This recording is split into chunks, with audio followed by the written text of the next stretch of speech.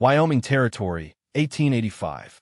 The wind was a constant sculptor, shaping the land and the men who dared to live on it. It planed the faces of the mountains until they were sharp and severe, and it ground the spirit of a man down to its essential core, either grit or dust. Elias Thorne had long ago decided he would be grit. He sat atop his buckskin gelding, Creed, on the low rise overlooking the town of Redemption, a place whose name held a bitter irony he tasted every single day.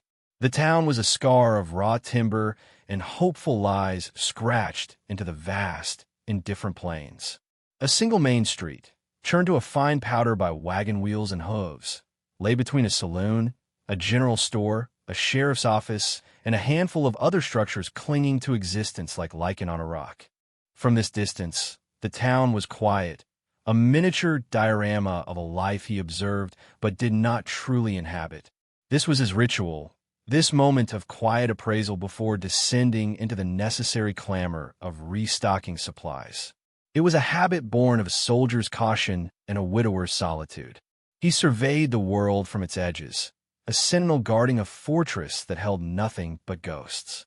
His fortress was a sprawling ranch nestled in a crook of the river valley, a place of profound silence where the only voices were the wind whistling through the cottonwoods and the ones that echoed in his own memory. They spoke of a woman's laughter, light as seed down, and a child's cry, a sound that could still shatter the stillness of a winter night. Elias's face was a map of his 32 years, etched by sun and sorrow. His eyes, the color of a stormy sky, held a permanent watchfulness. He had come west after the war, seeking a place so vast and empty that it might swallow the past whole. He had found it, and for a time, he had even found a fragile happiness with Sarah. They had built their home with their own hands, their love a small, defiant flame against the encroaching darkness of the wilderness. Then the fever had come, a thief in the night, and stolen their infant son, Daniel. It had taken everything but the land and the silence. In the wake of that loss, he had rebuilt his world on a foundation of one single, unshakable truth. Attachment was a vulnerability, a crack in the armor through which fate could deliver its killing blow. A man survived alone. He shifted in the worn leather of his saddle, the familiar creak a lonely sort of comfort. Dust, stirred by a gust of wind, swirled like golden phantoms across the plain below. He had his work. He had his land. He had the hard, clean exhaustion that came at the end of a day spent mending fences or driving cattle. It was enough. It had to be enough. He had walled off his heart so thoroughly that he no longer felt the ache, only a dull, hollow space where it used to be. It was a form of peace, or so he told himself. The peace of a battlefield after the fighting is done, littered with the wreckage of what once was. Then he heard it, a sound that did not belong to the natural rhythm of this place. It was a faint, mournful cry that grew steadily stronger, a ribbon of steam and steel unfurling across the horizon. The afternoon train. It was the territory's umbilical cord to the east, a weekly intrusion of another world, disgorging mail, supplies, and the occasional foolhardy soul who believed the posters promising paradise at the end of the line. To Elias, it was merely a disruption, a temporary tremor in the bedrock of his solitude. He nudged Creed forward, his jaw set. Time to get what he needed and retreat back to the sanctuary of his valley before the noise of the outside world could cling to him.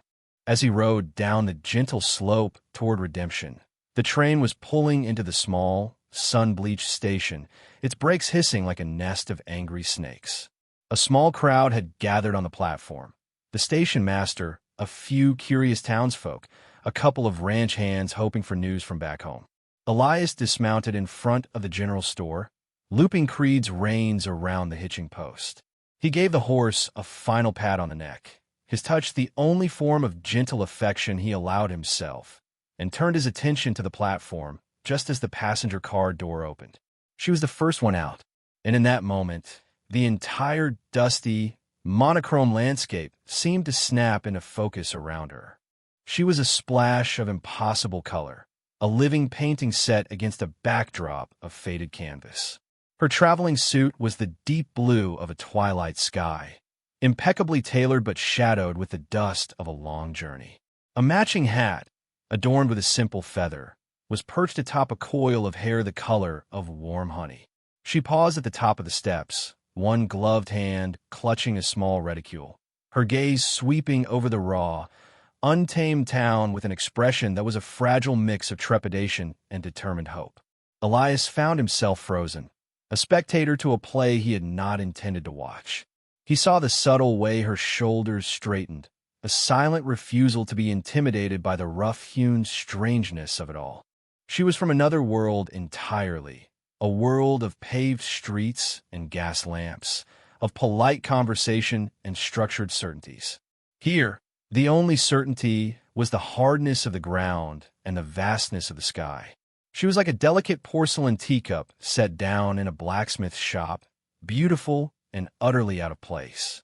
He felt a sudden, unwelcome pang of something that felt dangerously like pity. He turned away, annoyed with himself. Her fate was not his concern. He had his own ghost to manage. Clara Pembroke took a deep breath, the air thin and sharp in her lungs, tasting of dust and sage. It was so much bigger than she had imagined. The sky was not a gentle curve, but an immense, overwhelming dome that pressed down on the endless expanse of land. The letters from Mr. Abernathy had spoken of a burgeoning community, a place of opportunity and refinement. This collection of weathered buildings huddled together against the wilderness felt more like an outpost at the edge of the known world. Still, she had not come all this way from Boston to be deterred by a bit of dust. She descended the steps, her boots sinking slightly into the soft dirt of the platform. She scanned the small crowd, her heart beginning a nervous staccato against her ribs. She was looking for a man with a kind face and a welcoming smile, the man whose eloquent letters had promised her a position as the town's first schoolteacher and, eventually, his hand in marriage. She saw no such man. There were weathered ranch hands, a stout woman with a market basket, and the harried-looking station master, but no one who looked like the distinguished gentleman from the photograph he had sent. A flicker of doubt, cold and sharp, pierced through her carefully constructed optimism. Just then, a vicious gust of wind tore across the platform. It snatched the hat from her head, lifting it into the air like a startled bird. Clara gasped, reaching for it, but it was already gone, tumbling end over end toward the main street. She watched in dismay as it sailed directly toward a muddy water trough in front of the general store. Before she could even cry out, a figure moved with startling speed. A man, tall and broad-shouldered, who had been tying up a buckskin horse, lunged forward and caught the hat with one hand, his fingers closing around the brim just an inch from the scummy water. He stood there for a moment, holding her hat, the wind whipping his dark hair across his brow. He wore dusty jeans, worn leather chaps, and a simple cotton shirt that did little to hide the powerful lines of his shoulders and back. He turned slowly, and Clara felt her breath catch. His face was all harsh angles and stark planes, as if carved from the very rock of the surrounding mountains. But it was his eyes that held her captive. They were a startling gray, the color of steel and storm clouds, and they seemed to see right through her polite facade to the trembling uncertainty beneath. He walked toward her, his stride long and purposeful. He did not smile. He simply extended his hand, offering the hat back to her. "Ma'am," he said, his voice a low rumble like distant thunder. It was not unkind, but it was utterly devoid of warmth. "Thank you," Clara managed, her own voice sounding thin and reedy. Her gloved fingers brushed against his calloused ones as she took the hat. A jolt, sharp and unexpected, shot up her arm. It was like touching a live wire. She saw a flicker of something in his eyes, surprise, maybe, or annoyance, before his expression became impassive once more. He gave a curt nod, as if concluding a business transaction, and turned to walk into the general store without another word, the bell above the door jangling in his wake. Clara stood frozen on the platform, her heart pounding for a reason that had nothing to do with her missing fiancé. She clutched her hat to her chest, the spot on her hand where their fingers had touched tingling with a strange heat. The man was as wild and forbidding as the landscape itself, and yet, for a fleeting second, she had felt an undeniable connection, a brief, silent acknowledgement that went deeper than polite gestures. Shaking her head to clear it, she turned her attention back to the matter at hand. She approached the station master, a harried man with spectacles perched on the end of his nose. "Excuse me, sir," she began, forcing a pleasant tone. "I'm looking for Mr. Alistair Abernathy. I was told he would be here to meet the train." The station master, whose name was Henry, peered at her over his glasses, his expression shifting from bustling efficiency to one of profound pity. He sighed, a weary, rattling sound. "Oh dear." Another 1 inch Clara's blood ran cold. "Another one? I don't understand." Henry took off his spectacles and began polishing them with a corner of his vest. "Ma'am, I'm afraid there is no Mr. Abernathy. Not a real one. Anyway, it's a name, a phantom. We've had 3 other ladies arrive in the last year, all with the same story. A promised job, a proposal, a request for funds to secure property. They arrive, and there's no one here. The man, whoever he is, takes their money and vanishes." The world seemed to tilt beneath Clara's feet. The dust, the wind, the harsh sunlight, it all swirled into a dizzying vortex of disbelief and horror. "No," she whispered, shaking her head. "That cannot be. He sent letters, a photograph. The photograph is of a Chicago banker who died 5 years ago," Henry said gently, his voice laced with regret. "And the letters are mailed from a dozen different towns. It's a cruel trick, ma'am. A swindle. I'm terribly sorry." The hope that had sustained her across 2,000 miles of railway collapsed into a pile of ashes. She was stranded, alone in a strange, hard place with less than $20 to her name, the last of the small inheritance her parents had left her. The carefully planned future she had envisioned, a schoolhouse filled with children, a respectable home, a life of purpose, had been a lie, a cruel mirage in this desolate land. Humiliation washed over her, hot and suffocating. She had been a fool, a naive Boston spinster so desperate for a new beginning that she had willingly walked into a trap. Elias emerged from the general store, a burlap sack of flour over one shoulder and a smaller one of coffee and salt in his other hand. He saw the woman still on the platform, her posture no longer straight and defiant, but slumped in defeat. She was speaking with Henry, and from the station master's grave expression and the woman's ashen face, Elias could guess the nature of their conversation. He'd heard whispers of the scam before. It was a particularly venomous kind of cruelty. He felt that same unwelcome tug of sympathy, stronger this time.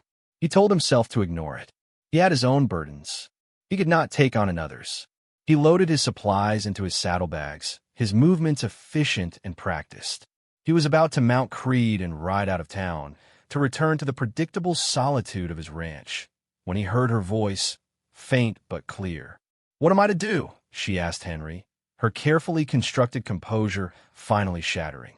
There was a raw, naked panic in her words that snagged on something deep inside Elias.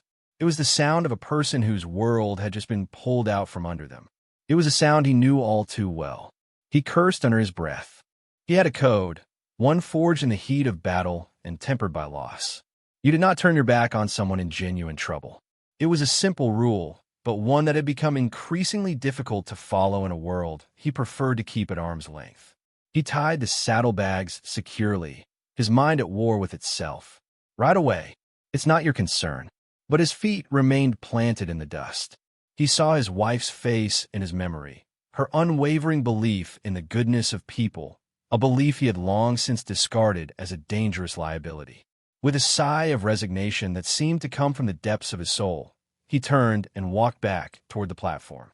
His shadow fell over Clara just as she was trying, and failing, to blink back tears of despair. She looked up, startled, her eyes a brilliant, terrified blue. "Henry," Elias said, his voice flat, addressing the station master, but his gaze fixed on Clara. "What's the situation?" "The Abernathy swindle again, Elias," Henry replied, shaking his head. "This is Miss Pembroke," Clara supplied, her voice barely a whisper. "Clara Pembroke. Miss Pembroke is stranded," Henry finished. "Next train east isn't for 4 days, and she's short the fare." Elias considered her for a long moment. He saw the fine fabric of her dress, the delicate bone structure of her face, the softness of her hands. She was made for a different world. This place would chew her up and spit her out. But he also saw the spark of defiance still flickering in her eyes, a refusal to completely surrender. It was that spark that made his decision for him. "My housekeeper, Martha, could use some help at the ranch," he said, the words feeling foreign and rusty in his mouth. It was a lie, but a necessary one. Martha was as capable as any 2 women half her age. "I can offer room and board, and a small wage. It would be enough for your ticket back east when the train comes." He delivered the offer like a verdict, blunt and without adornment. It was not an act of charity. It was a practical solution to a temporary problem. That is what he told himself. Clara stared at him, stunned into silence. This forbidding, silent man was offering her a job, a lifeline? Suspicion warred with desperation. She knew nothing of him, save that he moved with a quiet competence and had eyes that seemed to hold a world of sorrow. But what other choice did she have? The town's only hotel was likely little more than a collection of rooms above the saloon, and her meager funds would not last a day. You would do that?" she asked, her voice trembling slightly. "For a stranger?" "Martha wouldn't approve of me leaving a lady stranded," he said, deflecting the question. It was easier to attribute the act to his housekeeper's kindness than to admit to any impulse of his own. "The work is hard. Ranch life isn't what you're used to." A flicker of her earlier resolve returned. "I am not afraid of hard work, Mr. Thorne." "Elias Thorne, Mr. Thorne," she finished, lifting her chin. "I accept your offer, and I will be in your debt." "I don't deal in debts," he said curtly. "Just wages for work done. My wagon is over there." "Fetch your things." He turned and walked away before she could respond, already feeling the comfortable walls of his solitude beginning to crack. He had just invited the outside world, in its most complicated and disruptive form, directly into the heart of his sanctuary. The ride to the ranch was conducted in a strained silence, broken only by the rhythmic clatter of the wagon wheels and the jingle of the harness. Clara sat stiffly on the wooden bench beside Elias, clutching her luggage at her feet. She stole glances at his profile, silhouetted against the setting sun. He seemed carved from the very landscape they were traversing, rugged, unyielding, and vast. He kept his eyes fixed on the horizon, his hands sure and steady on the reins, seemingly as unaware of her presence as he was of the dust motes dancing in the air. The silence was a weight between them. For Clara, it was filled with 1,000 anxious questions. For Elias, it was a desperate attempt to maintain a boundary that had already been breached. Every rustle of her dress, the faint scent of lavender that clung to her clothes, was an intrusion into the sterile quiet of his existence. He was intensely aware of her, of the small space she occupied beside him, and he hated the awareness. It was a distraction, a complication he could not afford. As they crested a final hill, the Thorne Ranch came into view, nestled in a valley carved by a winding river. A sturdy log house stood sentinel, smoke curling from its stone chimney. A large barn, several corrals, and a scattering of smaller outbuildings completed the scene. It was an island of order in a sea of wildness. Cottonwood trees, their leaves shimmering gold in the late afternoon light, lined the riverbank, offering a sliver of grace in the harsh terrain. It was beautiful in a stark and lonely way. A woman came out onto the porch as they pulled up, wiping her hands on an apron. She was older, with graying hair pulled back in a tight bun and a face crinkled with smile lines. Her eyes, however, were sharp and missed nothing. This had to be Martha. "Elias," she called out, her voice warm and practical. I was beginning to worry. "And who is this?" Her intelligent gaze settled on Clara, taking in her fine clothes and her exhausted, anxious expression. Elias climbed down from the wagon, his movements stiff. "This is Miss Pembroke. She'll be staying for a few days. Helping you out," He delivered the explanation with his back to them as he began unhitching the horses, as if the words themselves were heavy stones he needed to unload. Martha's eyes flickered from Elias's rigid back to Clara's face, and a look of complete understanding dawned. She came down the steps, her expression softening with genuine sympathy. "Well, any help is welcome, though I suspect this one knows more about books than brooms," she said, her tone gentle. "Come on in, child. You look like you've been through the ringer. My name is Martha." Clara felt a wave of gratitude, so profound it almost brought her to tears. Martha's simple, no-nonsense kindness was a balm to her frayed nerves. "Clara Pembroke, it is a pleasure to meet you." Inside, the house was clean and Spartan, but filled with a surprising warmth. The main room was dominated by a large stone fireplace, where a low fire crackled merrily. The furniture was handmade, sturdy and functional, polished to a soft gleam. It was a man's house, built for endurance rather than comfort, but Martha's touch was evident in the braided rugs on the floor and the jar of wildflowers on the mantelpiece. That evening, after a simple but delicious meal of beef stew and fresh bread, they sat before the fire. Elias had barely spoken 2 words throughout dinner, retreating behind his wall of silence as soon as the meal was over. He now sat in a large armchair in the shadows, cleaning a rifle, the rhythmic click and slide of the mechanism the only sound he contributed to the room. Martha, sensing Clara's unease, engaged her in quiet conversation. But it was Clara who, seeking to explain her presence, found herself opening up. "My parents passed away last winter," she said softly, her gaze fixed on the dancing flames. "The influenza. It was very sudden. They left me the house, but there were debts. Once everything was settled, there was very little left. The offer from the West, it seemed like a sign, a chance to build something of my own, to be useful." Elias stopped his work. The clicking ceased. He did not look at her, but she could feel the weight of his attention from across the room. The air grew still and heavy. "Losing family is a hard road to walk," Martha said gently, her knitting needles clicking softly. "It is," Clara whispered, a lone tear tracing a path down her cheek. "It feels as though your whole world has been hollowed out, and you are left standing in the empty shell of it." From the shadows, Elias's voice emerged, rough with disuse. "It doesn't just hollow it out, it burns it to the ground, and you're left with the ashes." The bitterness in his tone was so profound it made Clara flinch. She looked over at him. In the flickering firelight, she could see the deep lines of pain around his eyes, the tight clench of his jaw. For the first time, she was not seeing a forbidding stranger, but a man carrying a grief so immense it had become a part of him, like bone and sinew. Martha gave a small, sad sigh. Elias lost his wife, Sarah, and their boy, Daniel, to the fever 4 years ago, she said quietly, giving voice to the sorrow that filled the room. This house was full of laughter once. The confession hung in the air between them. Elias said nothing more. He finished reassembling the rifle with sharp, angry movements and stood up. "I'm turning in," he announced to the room at large. And then he was gone, disappearing down a short hallway, leaving behind a silence more profound than before.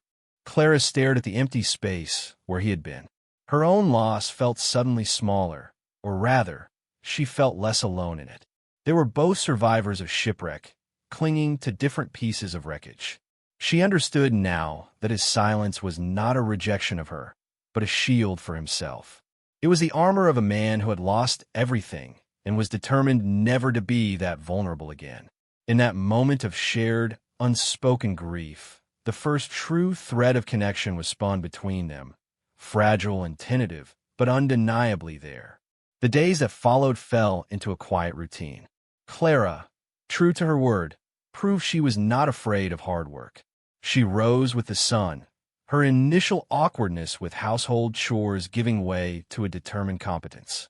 She helped Martha cook, clean, and tend the small vegetable garden behind the house. Her soft hands, accustomed to holding pens and teacups, became chapped and calloused. The hem of her fine Boston dress grew dusty and frayed. Yet, with each passing day, a new kind of strength bloomed within her. She was not merely surviving.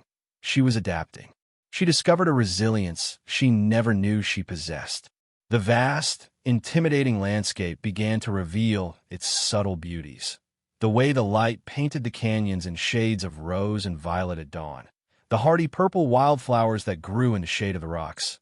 The cry of a hawk circling in the endless blue sky.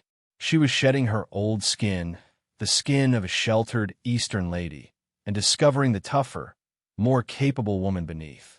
Elias watched her transformation from a distance. He would see her in the garden, kneeling in the dirt, a smudge of soil on her cheek, and a look of intense concentration on her face. He would hear her light, clear voice as she talked with Martha in the kitchen. He would catch the scent of baking bread when he came in from the fields. Each small domestic detail was a stone tossed into the still, stagnant pool of his life, sending ripples out to the very edges. He found her presence both intensely irritating and strangely comforting. She filled the silence of his house, not with noise, but with a sense of life, a warmth that had been absent for 4 long years. He fought against it. He remained distant, his conversations with her limited to curt, practical necessities. He ate his meals quickly and retreated to his work or the solitude of the barn. But he could not stop watching her. He began to see past the fine dress and the educated accent. He saw her courage. He saw her unwavering dignity in the face of humiliating circumstances. He saw the genuine kindness she showed to Martha and the quiet determination with which she tackled every task. She was not the fragile creature he had first assumed. She was like the resilient wildflowers that grew in the harshest soil, delicate in appearance, but possessing a core of unyielding strength. A grudging respect began to take root in him, a dangerous weed in the barren garden of his heart. One afternoon, Clara was returning from the river, carrying 2 heavy buckets of water. Her arms ached and her back protested, but a sense of accomplishment warmed her. As she approached the barn, she heard a low, guttural growl. She froze. Standing between her and the house was a wolf, lean and hungry, its yellow eyes fixed on her. Its lips were peeled back in a snarl, revealing a formidable set of teeth. It was not a creature from a storybook. It was a real and immediate threat, the embodiment of the wilderness's casual lethality. Fear, cold and absolute, seized her. She couldn't scream, couldn't move. The bucket slipped from her numb fingers, clattering to the ground and spilling water into the dust. The sound seemed to provoke the animal. It took a step forward, its body low to the ground, preparing to spring. Suddenly, a shout split the air. "Get back!" Elias was there, appearing as if from nowhere. He stood between her and the wolf, placing his body squarely in the path of danger. He held no weapon, only a heavy fence post he must have been carrying. He didn't look at her. His entire focus was on the animal.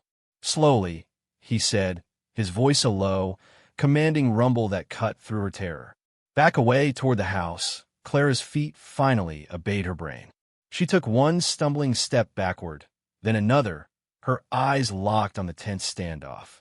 The wolf growled again, a deep, menacing sound.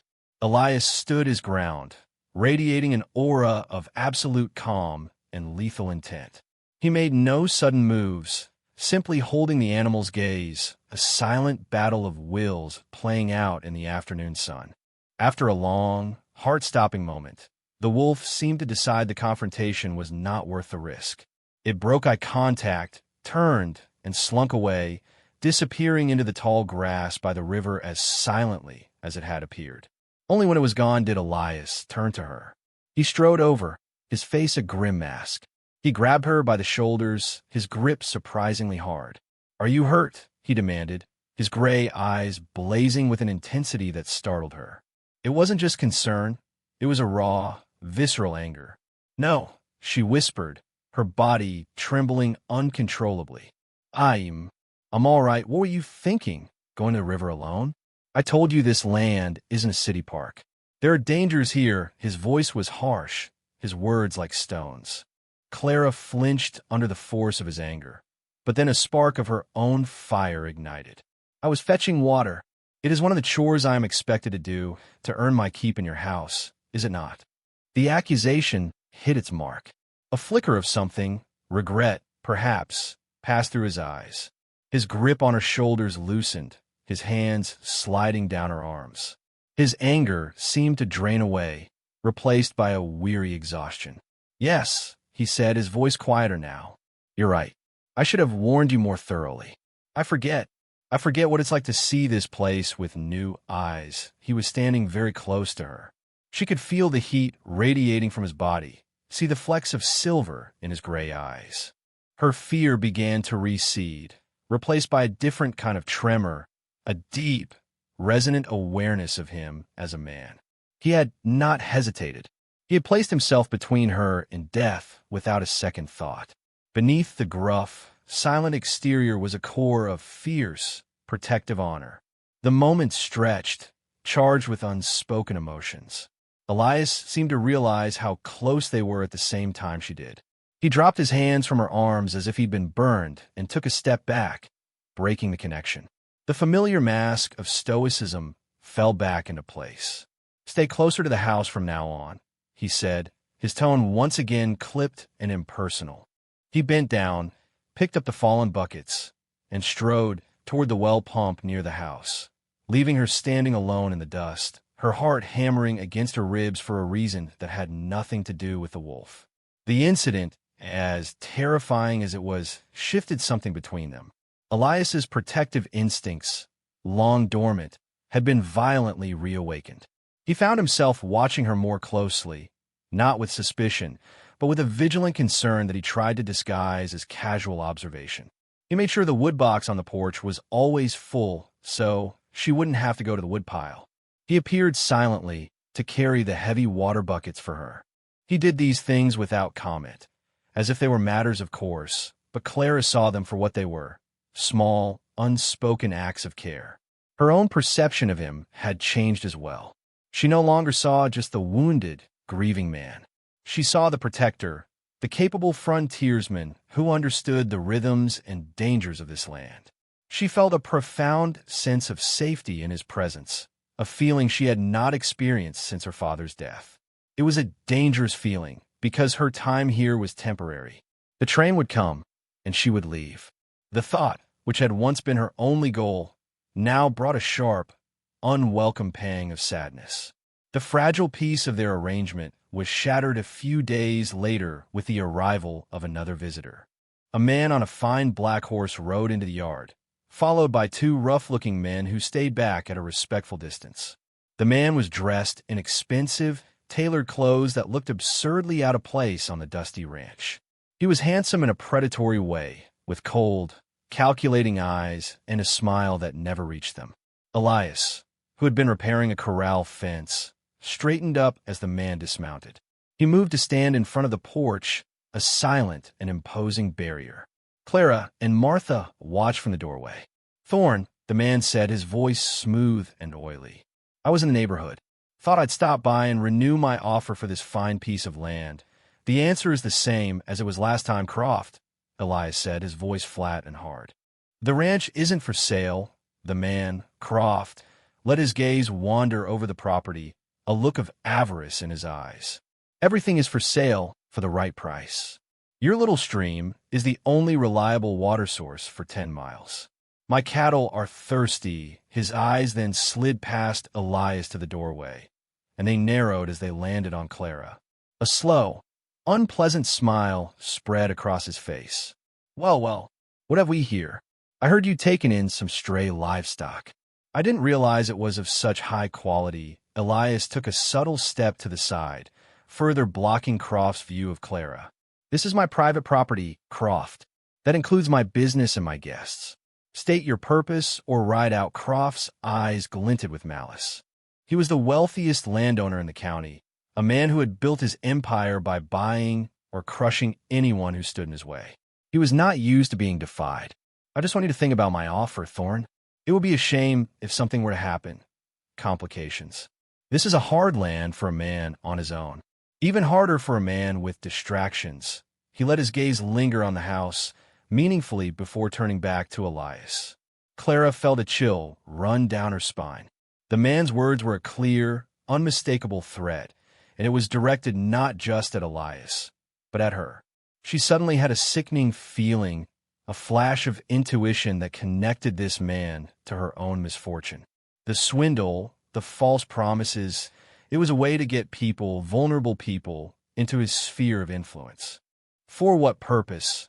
She could only guess, but she knew with certainty that Silas Croft was a spider, and she had narrowly avoided his web. "Get off my land," Elias said, his voice dropping to a low, dangerous growl. He did not raise his voice, but the menace in it was more potent than any shout. Croft held up his hands in a gesture of mock surrender.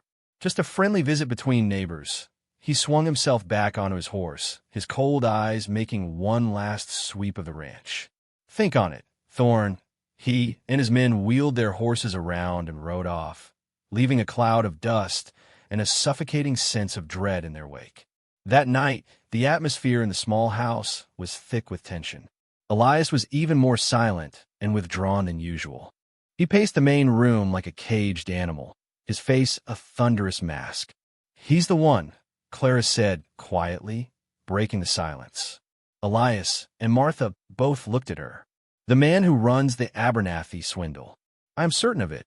Elias stopped pacing and stared at her. "What makes you say that?" "The way he looked at me." It was the look of a collector appraising a piece he thought he had acquired. And his threats, they were not just about the land. "He was using my presence here as a lever against you." Elias's jaw tightened. She was right. Croft was not a man who made idle threats. He had seen Clara not as a person, but as a weakness, a tool he could use to get what he wanted. The thought filled him with a cold, protective rage. He had unwittingly brought danger right to his doorstep by offering her shelter. His one deviation from his code of solitude had immediately put someone else at risk. It was a bitter confirmation of his deepest held belief. "The train comes tomorrow afternoon," he said abruptly, his voice devoid of all emotion. "I'll take you into town in the morning. You'll wait at the station." The word struck Clara like a physical blow. He was sending her away. Of course he was. It was the logical, sensible thing to do. She was a liability, a danger to him. She had known from the beginning that her time here was finite. But knowing it and hearing it were two different things. A hollow ache opened up in her chest. "Elias," Martha admonished, her expression shocked. "You can't just throw the girl out." "Not with Croft sniffing around. It's because of Croft that she has to leave," he shot back, his voice sharp. "She'll be safer on a train heading east than she is here. He wants this ranch. He'll use any means to get it. I won't have her caught in the middle." He was not looking at Clara, but at the fire, as if the flames held the answer to a problem he couldn't solve. His reasoning was sound. He was trying to protect her. But to Clara, it felt like a rejection. It felt like he was pushing her away, severing the fragile connection that had grown between them. She had just started to feel like she belonged somewhere, and now she was being cast out again. The familiar sting of being utterly alone returned with a vengeance. "He is right, Martha," she said, her voice quiet but firm, laced with a pride she would not allow him to break. "I have imposed on Mr. Thorne's hospitality for too long. It is time for me to leave." She stood up, her back ramrod straight. "I will go pack my things." She walked to her small room without a backward glance, her heart feeling like a leaden weight in her chest. Elias watched her go, a war raging inside him. Every protective instinct screamed at him to keep her here, where he could watch over her, where he could stand between her and men like Croft.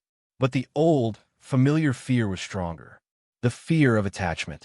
The fear of loss. He had seen what happened when you let someone into your heart. The world found a way to rip them out. Pushing her away was the only way he knew how to keep her safe. It was also the only way he knew how to keep himself safe from the terrifying possibility of caring for someone again, only to lose them. It was a cruel and lonely logic, but it was the only one he had. The next morning dawned gray and overcast, the sky a mirror of the mood inside the ranch house. Breakfast was a silent, miserable affair. Clara picked at her food, her appetite gone. Elias drank his coffee black, his gaze fixed on some distant point beyond the window.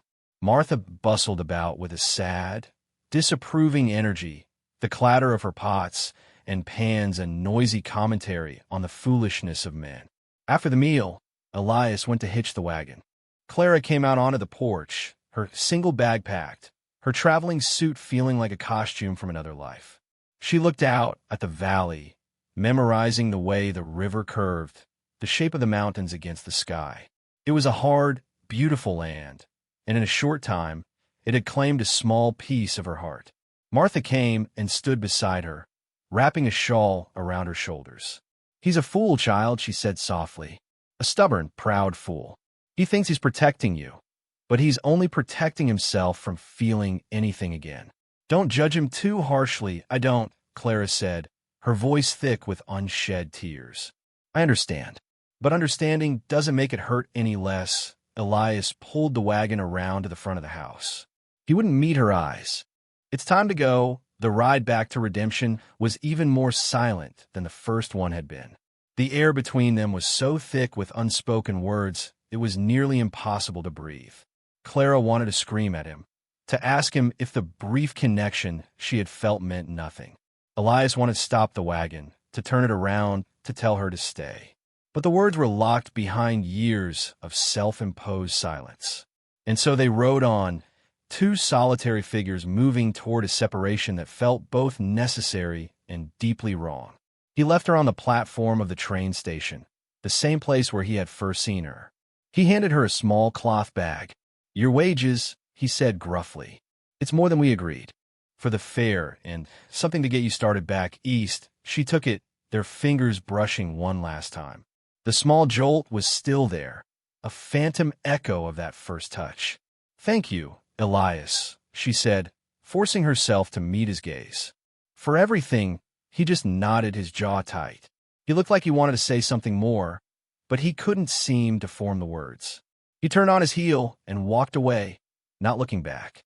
Clara watched him until his wagon was just a speck in the distance, a profound sense of desolation settling over her. The train wasn't due for hours. She was alone again, waiting in a world where she did not belong. Elias drove the wagon away from town with a reckless speed, his knuckles white on the reins. He felt a hollow, aching emptiness that was sickeningly familiar. It was the same feeling that had consumed him after Sarah and Daniel had died. He had thought he was immune to it now, that he had cauterized the wound. He had been wrong. Pushing Clara away had not brought him peace. It had simply reopened the wound and poured salt in it. He was halfway back to the ranch when a gut-wrenching realization struck him. Croft. Croft would know he had taken her to the station. He would assume she was alone, unprotected, a vulnerable target waiting for the train. What if Croft's plan wasn't just to use her as leverage against him, but to take her? For what purpose, he didn't dare to imagine. He had not sent her to safety. He had delivered her right into the hands of the enemy. He had been a fool, blinded by his own fear. He pulled the horses to a rearing halt, the wagon skidding in the dust. A cold dread, far more potent than any grief, washed over him. He had to go back. He had to get to her before Croft did.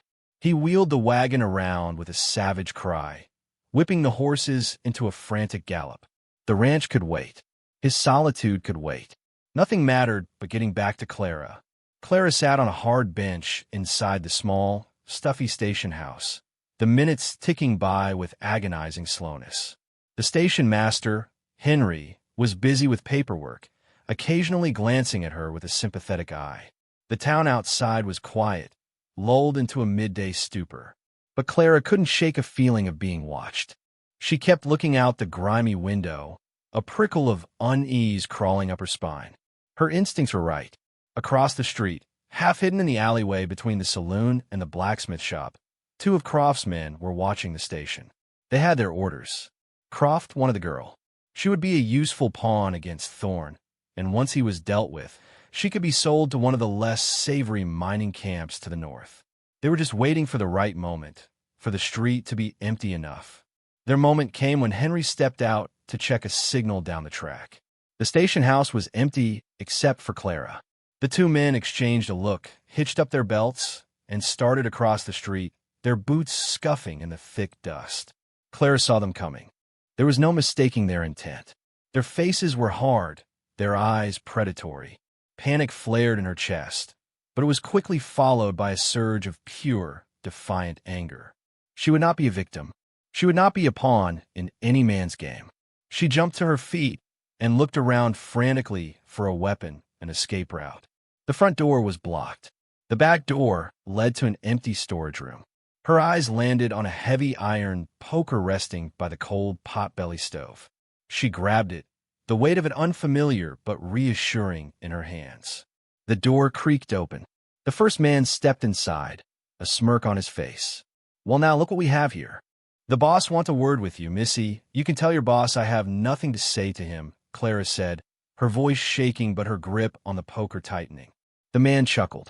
"I don't think you're in a position to be refusing invitations." He took a step toward her. His partner filled the doorway behind him, blocking her only exit. Just as the first man lunged for her, the sound of galloping horses and a frantic shout echoed from the street.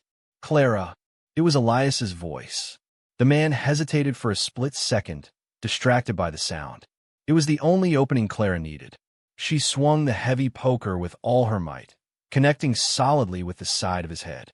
He grunted in surprise and pain, stumbling backward into his partner. Elias burst through the door, his face a mask of cold fury. He didn't have his rifle, but he didn't need it. He moved with the deadly efficiency of a predator, his fists like hammers. He dispatched the second man with two brutal, well-aimed blows. The first man, shaking his head to clear it, pulled a knife.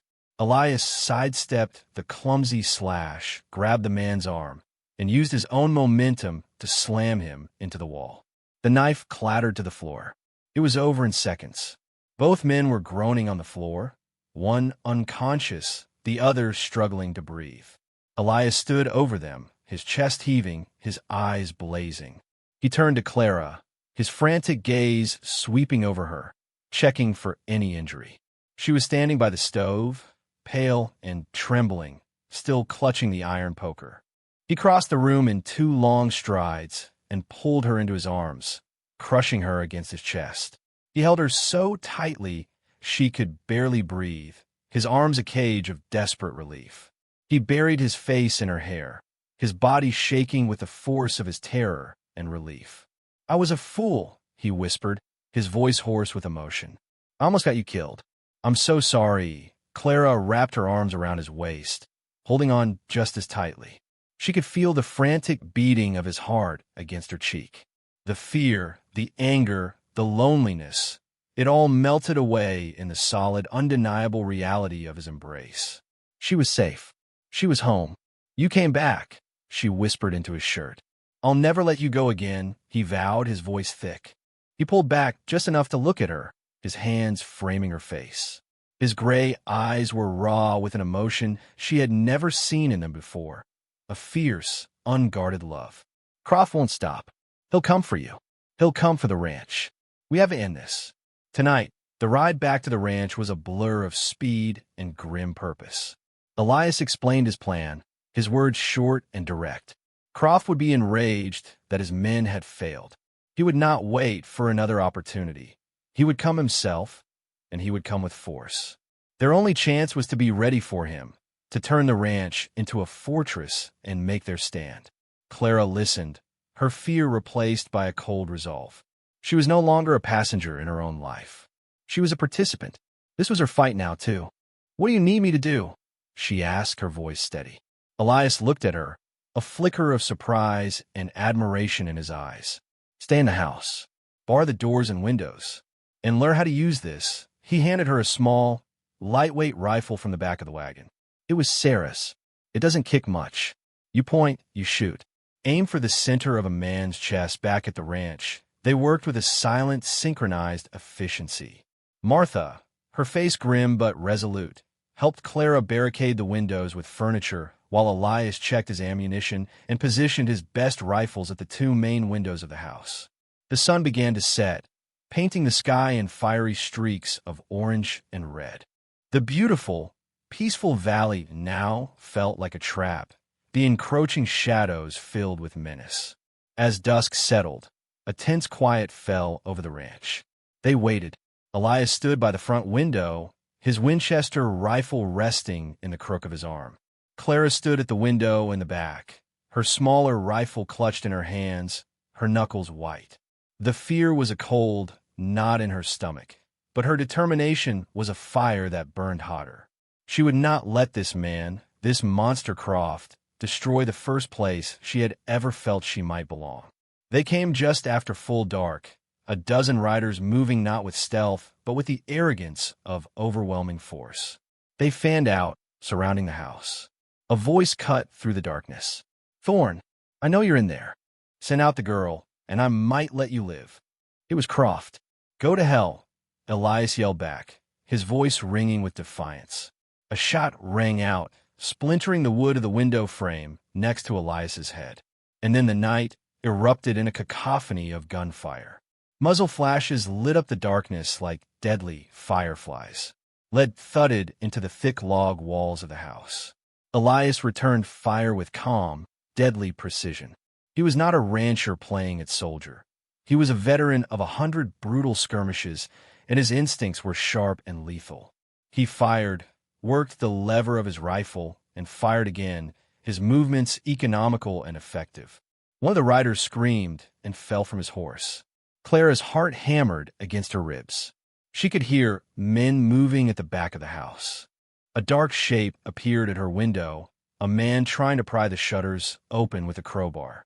Her training, her entire life, had not prepared her for this.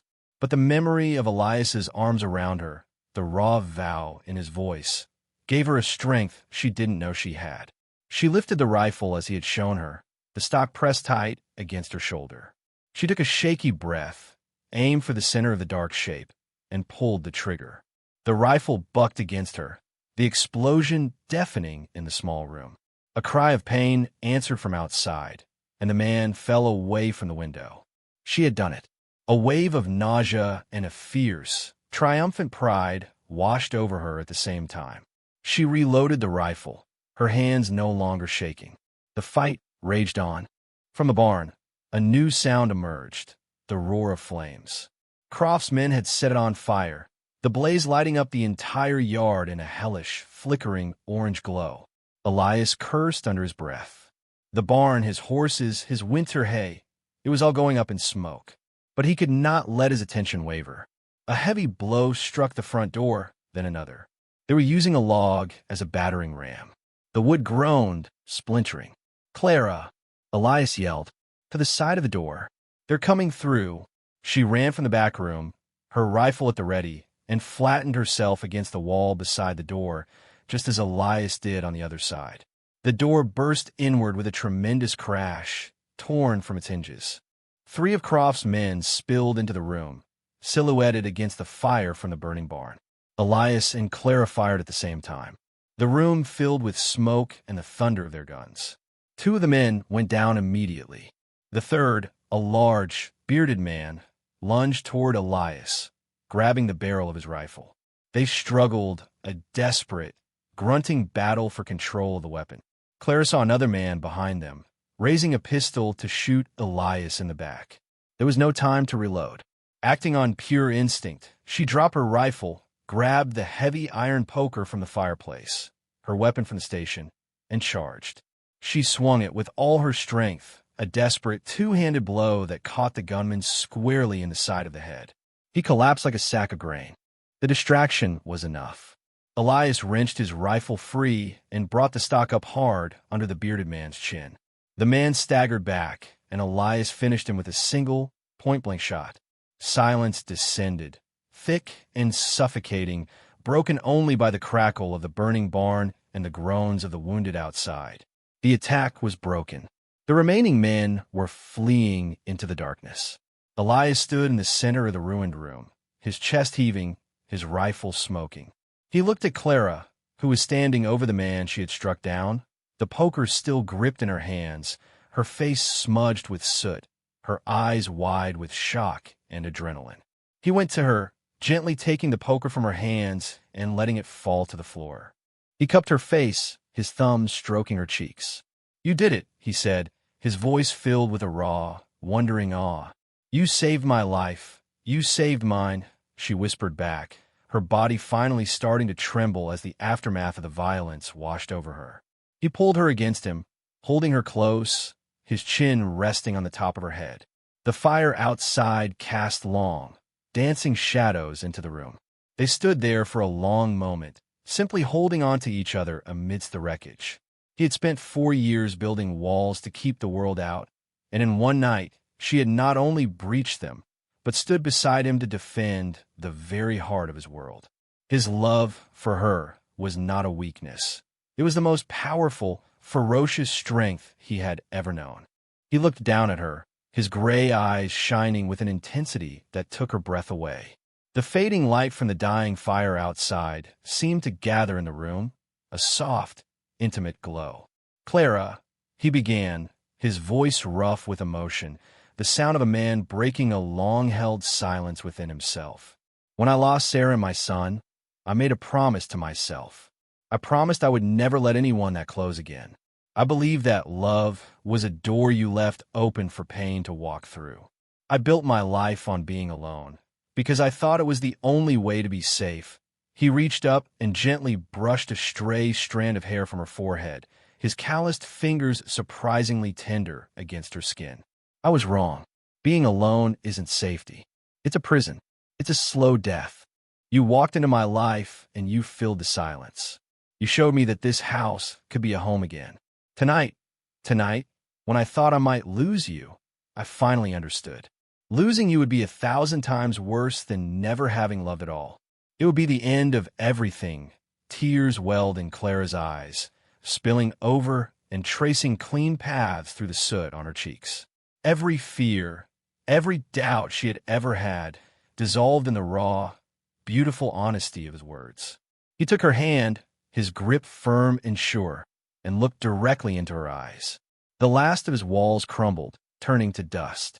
"Don't let go of me now," he pleaded, his voice cracking with the weight of his confession. "Now when I finally found you, I'm not going anywhere," she whispered, her voice choked with tears. "I'm home." He leaned in and kissed her then, a kiss that was not gentle or tentative, but filled with all the desperate, pent-up emotion of a man coming back to life.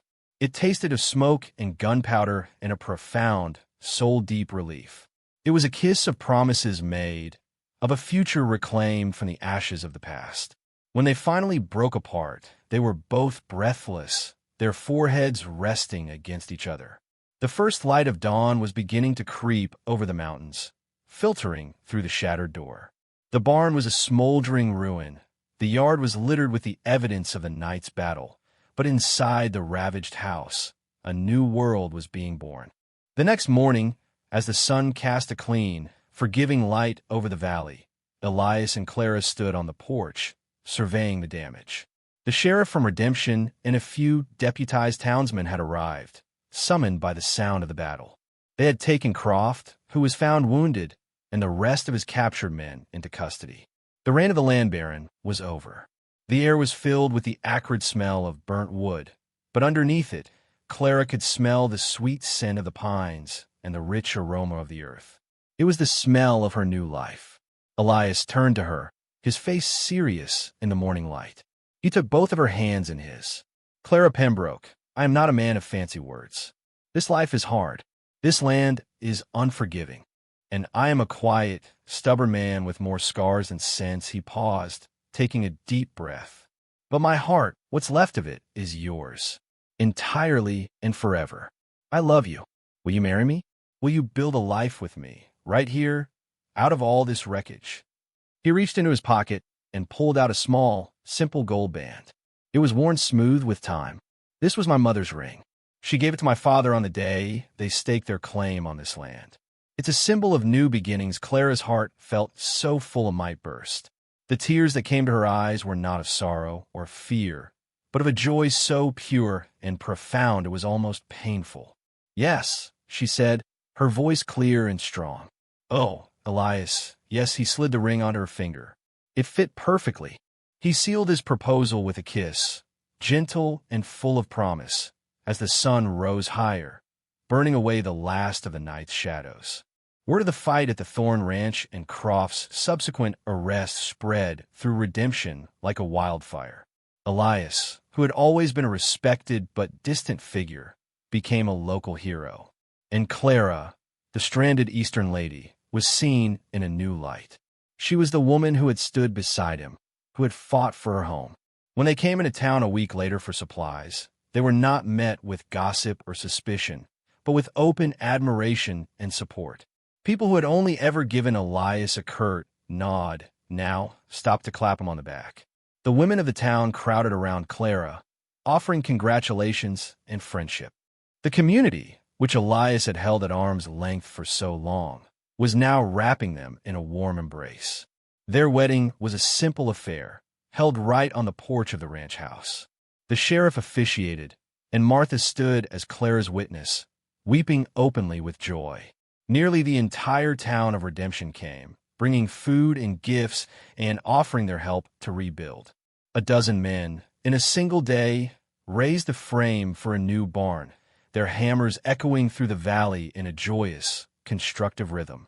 The ranch, which had been a place of solitude and grief, was now filled with the sounds of laughter, community, and hope. Elias stood beside his bride, his hand holding hers, and felt a sense of belonging he had thought was lost to him forever. He was no longer an island. He was part of a home, a community, a future. He was part of Clara. 2 years later, the late afternoon sun cast long, gentle shadows across the valley. The new barn stood proud and strong, filled with hay and the soft sounds of contented livestock. The ranch house had been expanded, a new wing added to accommodate a growing family. The vegetable garden Clara had started was now a flourishing plot, overflowing with beans, squash, and corn, and bordered by a riot of colorful wildflowers she had carefully cultivated. The entire ranch hummed with a quiet, prosperous peace. Clara sat on the wide porch swing Elias had built for her, its gentle creak a soothing rhythm in the still air. She was humming a soft lullaby, one hand resting protectively on the full, round curve of her belly. At her feet, a small boy with a riot of dark, curly hair and his mother's brilliant blue eyes pushed a small wooden horse through the dust. He was just over a year old, a perfect blend of them both, and his name was Daniel. She watched her son play, a smile of pure contentment on her face. The woman who had stepped off the train 2 years ago, scared, alone, and adrift, seemed like a person from a distant story. She had found more than just a home in this wild land. She had found herself. She had discovered a strength she never knew she possessed, and a love deeper and more real than anything she had ever dared to imagine. The screen door creaked open and Elias stepped out onto the porch. He had washed up after finishing the evening chores, and the scent of clean water and leather clung to him. The harsh lines on his face had softened over the past 2 years, smoothed away by happiness and peace. The haunted, watchful look in his gray eyes had been replaced by a warm, steady light, a light that was reserved only for her and their son. He came and stood behind the swing, his large hands resting on her shoulders. He leaned down and pressed a kiss to her hair. "How are my girls doing?" he asked, his voice a low, warm rumble. Clara laughed, leaning her head back against his chest. "Your daughter is practicing her kicking, I believe. And her mother is perfectly content." Elias moved to sit beside her on the swing, his arm wrapping around her, his other hand coming to rest on her belly, feeling the faint flutter of the new life within. Little Daniel crawled into his lap, babbling happily. Elias held his son close, looking out at the land that stretched before them, his land, their land. The mountains stood dark and silent against the violet sky. The river flowed, a ribbon of silver in the fading light. It was all the same, and yet it was all completely different. "Everything I ever needed was right here," he said softly, his gaze sweeping from the mountains to his son's face and finally resting on hers. "I just needed you to show me." Clara leaned in, resting her head on his shoulder. His arm tightened around her, holding their family, holding his entire world. The wind whispered through the cottonwoods, a sound that was no longer lonely, but was now the peaceful, contented sigh of home. They sat together on the porch, a family forged in fire and fear, now living in the quiet, unshakable grace of a love that had been strong enough to conquer the wilderness, both outside and within.